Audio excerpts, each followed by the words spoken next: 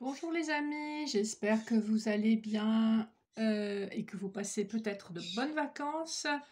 Alors, j'ai décidé de vous faire une mini capsule pour la semaine du 22 juillet 2024. Je manque un peu de temps, donc je ne vais pas m'étendre de trop. On va tirer de suite une carte des lames majeures du tarot de Marseille pour voir un peu l'énergie générale qui vous accompagne sur cette semaine de juillet. Je vous rappelle que c'est une guidance générale et intemporelle. Ne prenez que les messages qui résonnent avec vous et peut-être que ça ne résonnera pas. Et à ce moment-là, vous pouvez écouter une autre vidéo sur YouTube. Il y a vraiment tout ce qu'il faut pour ça.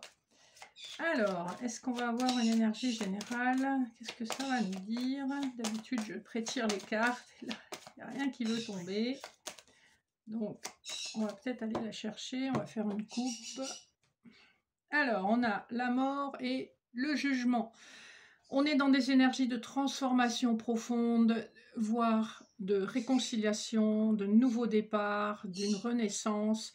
On voit que cette transformation aura pris du temps. On voit que ça s'est fait dans l'invisible, que ça permet un nouveau départ et que c'est quelque chose qui est destiné. On voit également que ce renouveau, cette réconciliation éventuelle a nécessité certains sacrifices. Voilà un petit peu de quoi on nous parle d'une manière générale. Vous me direz si ça résonne pour vous. On va essayer de voir quelle est l'énergie spirituelle qui vous accompagne. Et j'ai la carte du doute qui a sauté. Et en dos de deck, on a l'isolement, l'âme, la porte et l'eau. Pour moi, il y a beaucoup d'émotionnel qui n'a pas trouvé de réponse. On est un peu dans l'errance spirituelle, on se replie sur soi-même, on se pose énormément de questions, on a beaucoup de doutes par rapport aux choix qu'on doit faire. Et l'isolement, en fait, permettra très probablement d'affirmer ses choix, de trouver de meilleurs moyens de communiquer ses émotions et de retrouver un équilibre durable. Voilà l'énergie spirituelle de votre semaine. Donc, ce n'est pas forcément une énergie facile. Surtout avec la pleine lune là qui arrive, ou je ne sais pas si c'est aujourd'hui, mais enfin, on sait pas très loin. Donc, c'est le mieux que je puisse vous conseiller, c'est d'accueillir vos émotions, d'essayer de les libérer, de ne pas chercher à contrôler ce qui vous arrive, et au besoin de vous replier, de méditer, et d'essayer de trouver une forme de paix intérieure où c'est OK quand on n'a pas les réponses, c'est OK quand on a des doutes, c'est OK quand on n'a pas de solution, parce que les choses parfois se mettent en place dans l'invisible et vous avez besoin de passer par des périodes comme ça pour vous poser les bonnes questions. Alors, on va faire un petit tirage général et voir ce qui ressort avec le Rider-Waite pour cette semaine. Alors, on a une carte qui a sauté, on a le Hiérophante, donc on parle de pacification, on parle de connaissance, on parle de conciliation, voire de réconciliation, c'est ce qu'on avait avec les lames majeures du tarot de Marseille. Le pape concilie, réconcilie, officialise. Ça peut être quelqu'un d'un peu buté, d'un petit peu psychorigide, mais c'est quelqu'un qui est quand même dans une certaine bienveillance et qui a beaucoup de connaissances. En dos de deck, on a le chariot, donc il y a une énergie quand même où on va dépasser des conflits intérieurs avec le 5 de bâton, le 10 d'épée. On a terminé un cycle douloureux, on dépasse nos conflits intérieurs, on arrive à créer une alliance entre les parts de nous qui tirent dans des directions différentes. On arrive à trouver une harmonie dans quelque chose qui n'est pas facile à concilier. Alors, on va voir si on peut faire une petite coupe. J'ai le roi de coupe qui s'est retourné, donc il est aussi question d'une histoire d'amour, très probablement. On a pas mal de cartes qui sont tombées. On a encore le 10 d'épée, donc on est vraiment bien dans une fin de cycle qui a été compliquée, probablement également pour une féminine au plan financier. On voit qu'il y a de l'investissement dans du travail, dans de l'activité professionnelle. On est très investi, on est très occupé. Et ce qu'on cherche, le 4 de bâton, on cherche avec le roi de pentacle derrière et l'empereur, on cherche la stabilité, la durabilité, l'aisance. Voilà, on veut que ce soit solide, quel que soit le domaine. Alors, on va en tirer quelques-unes là pour la semaine. On voit que vous bénéficiez d'une grande force intérieure. Alors, lundi, mardi, mercredi, jeudi, vendredi, samedi, dimanche. En dos de deck, vous avez le page de coupe, donc il y a bien une offre probablement sur le plan sentimental qui arrive vers une femme et lui amènera le bonheur, où elle se sent vraiment appréciée comme une impératrice. On a des énergies de conquête avec le chevalier de bâton, l'as d'épée, le chariot, encore une fois, le 9 d'épée, la reine de pentacle, le 7 de coupe et le chevalier d'épée.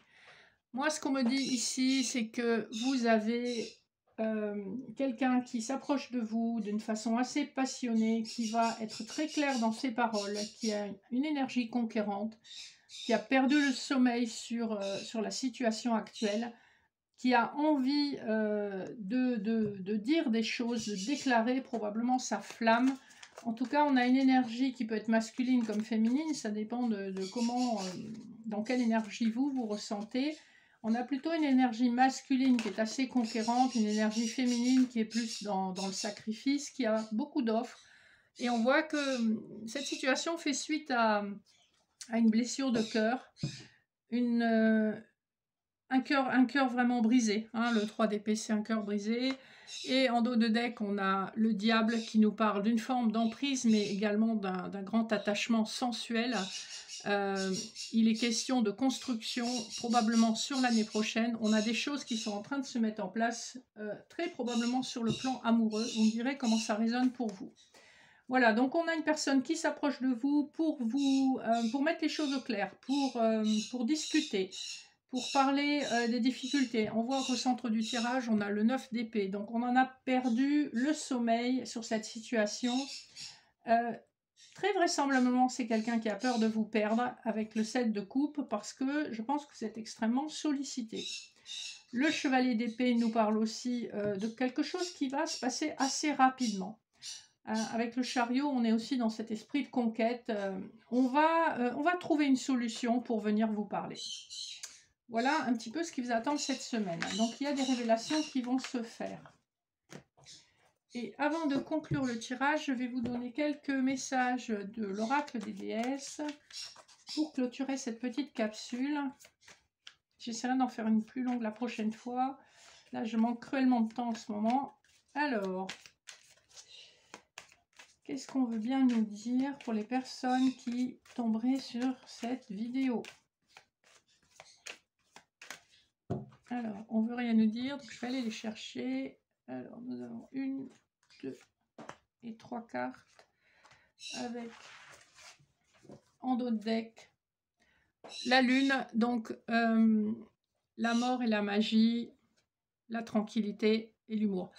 Ça rejoint un peu les énergies qu'on avait tout à l'heure. Il y a des changements profonds qui sont en train de se faire dans l'invisible, dont vous n'avez pas conscience, et qui vont se révéler à vous plus ou moins sous une lunaison, également par intuition, ressenti, l'impression que quelque chose est en train de bouger. Et c'est en effet le cas.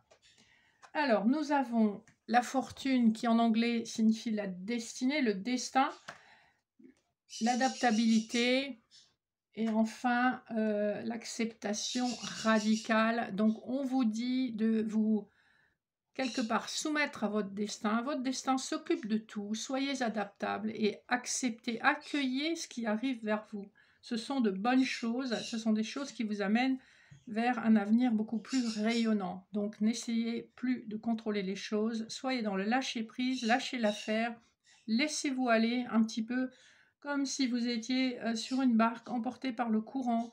Faites confiance au processus.